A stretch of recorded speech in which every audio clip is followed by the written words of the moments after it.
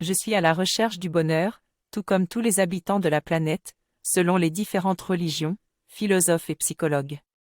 Cependant, je constate que je ne parviens pas toujours à satisfaire cette envie.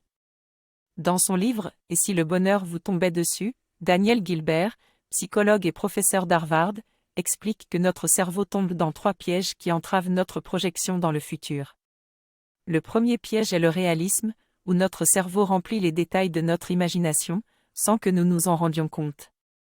Ainsi, lorsque je réponds à une question sur mon futur bonheur, mon cerveau imagine plusieurs détails qui influencent mon appréciation sans que je le réalise.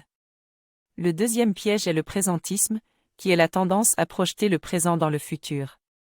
Cela signifie que je projette mes émotions, sentiments et comportements actuels dans mon futur, influençant mes choix sans que j'en sois conscient. Enfin, le troisième piège est l'adaptation rapide, où notre cerveau s'adapte rapidement à une nouvelle situation, réduisant notre appréciation de cette dernière. Pour réduire ces erreurs d'anticipation, Daniel Gilbert propose quelques pistes grâce aux résultats d'une série d'expériences scientifiques. Il existe 3 biais du cerveau qui influencent nos anticipations futures: notre état émotionnel présent, la rationalisation et la difficulté à comprendre la perspective temporelle. Nous avons tendance à surestimer ou sous-estimer les conséquences de nos choix dans le futur à cause de ces biais.